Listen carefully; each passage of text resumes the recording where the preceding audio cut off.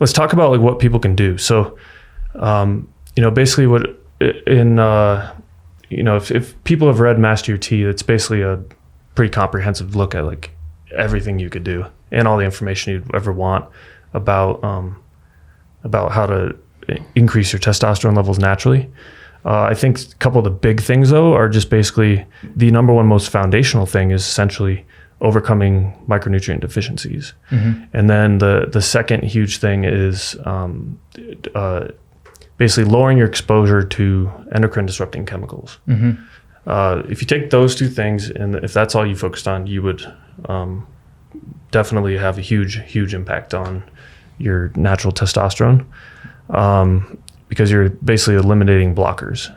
And not only your testosterone, but whenever you begin to focus on these things, all areas of your health typically tend to be enhanced and kind of increase dramatically, because whenever you are fighting to increase one protective hormone, you're typically going to be increasing all protective hormones within the body. And lowering stress hormones. So again, those ratios are really important between stress and protective hormones.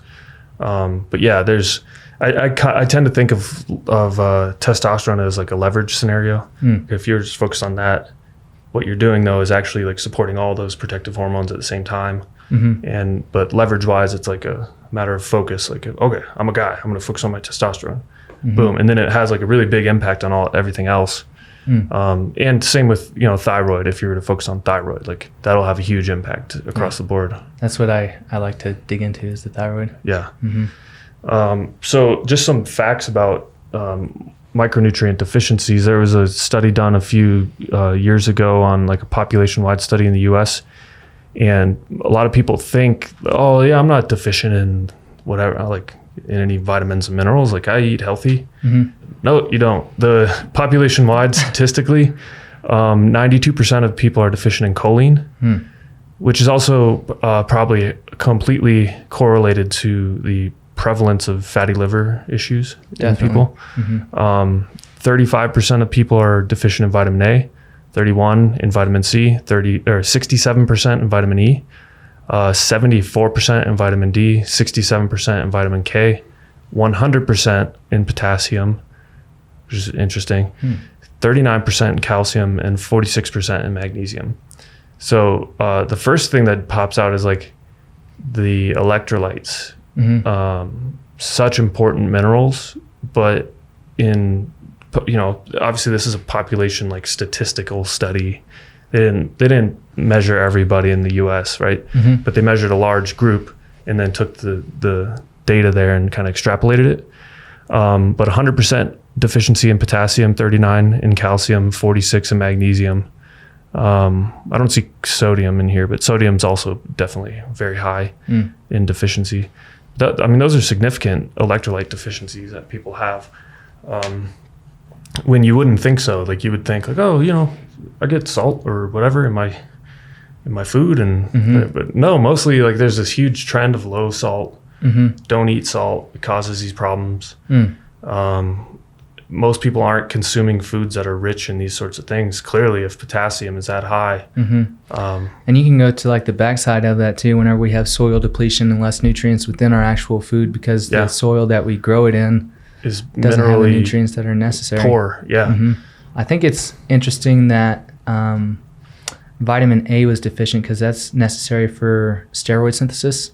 And so whenever it's like a lot of people, whenever they don't have the active form of vitamin A, which is retinol, which comes from animal sources, they lack the ability to properly convert cholesterol and different things into the steroid hormones to be converted into, all the downstream. Yeah, and that's what I read a study about deficiencies in vegan and vegetarian diets that were really common, and that was one of them.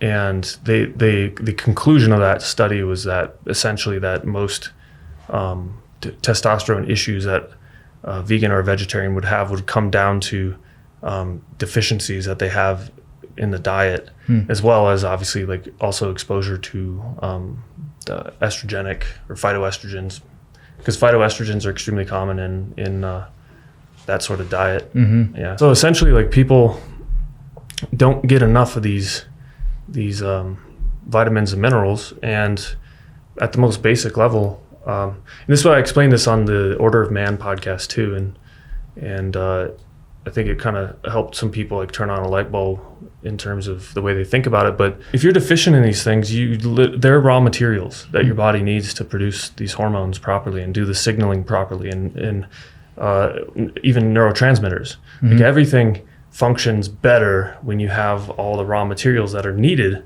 for those processes to actually take place. When you're deficient in them, your body starts to find other ways to get them. And it's going to pull from other areas. It's going to take things and convert them into that raw material that it needs.